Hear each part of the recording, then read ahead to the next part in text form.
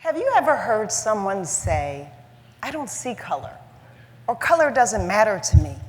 Or maybe you've said, I'm colorblind. Race is not an issue. I think when people say that, they want you to believe that they're not prejudiced, or that they don't judge people based on the color of their skin. And although well-intended, it's actually harmful. Because what you're saying is that you don't see someone for who they really are. You don't understand their struggle and their fears and the challenges that they face. You don't see them. And so I'm here today to tell you, instead of being colorblind, we should all try to become colorful.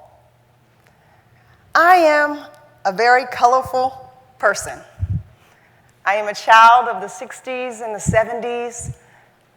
As you can see, my press and curl and my wonderful apple jacket.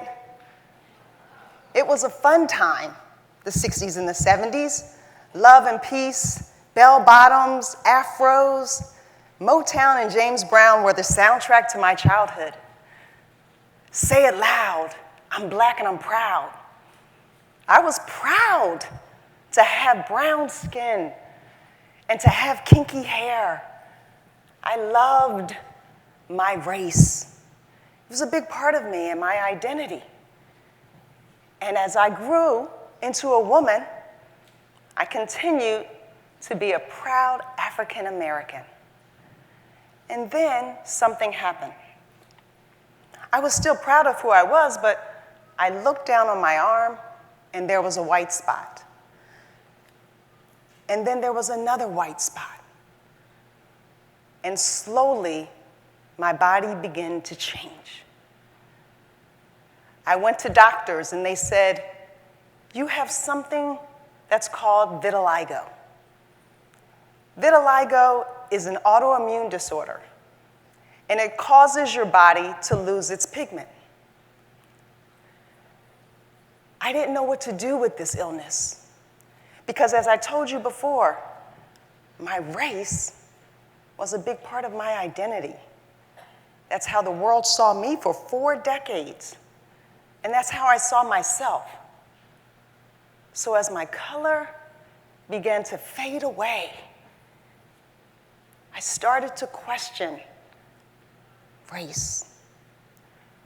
And as I pondered and dealt with the loss of my color, I also became aware of the fact that I was being treated differently in the world all of a sudden. Because as my skin got lighter, my treatment in the world seemed to strangely get better. And I couldn't deny the fact that discrimination existed because I was experiencing it in my own body, in my own reality.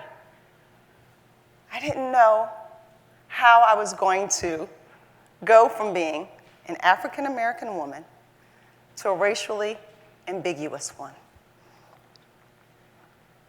And then I said, you know what? This isn't about me. This is about all of us. We cannot deny the fact that people are discriminated against because of the color of their skin.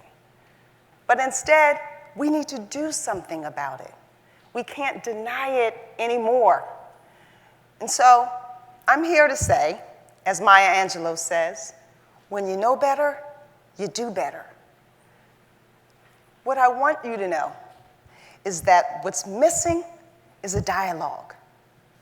What's missing is our ability to really communicate what it feels like to be different.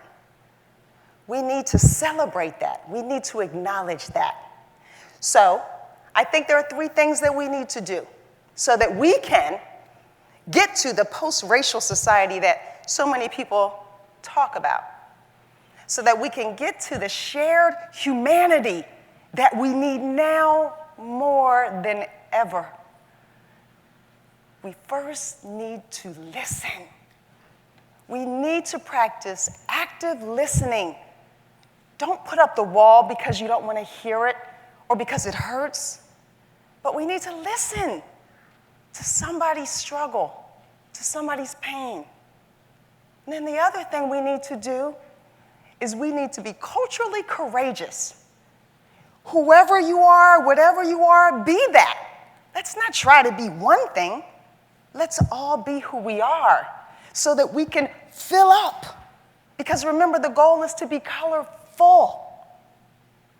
And then the last thing is to challenge when we see discrimination, when we see someone being oppressed. And it's not just when we march, it's every day. It's every time you see that someone is being judged. It's important that we do that. Because if we don't, then the hate will grow. The borders will remain. And we will never learn to love each other limitlessly. This is my back today. I am completely white. Had it not been for a good spray tan and a makeup artist, this is what I would look like. I have transitioned from black to white. And I am in a unique position to say discrimination is real. And if we don't do something about it, we will all feel the pain. We must move forward and not be blind. I have your back. Do you have mine? Be colorful. Thank you.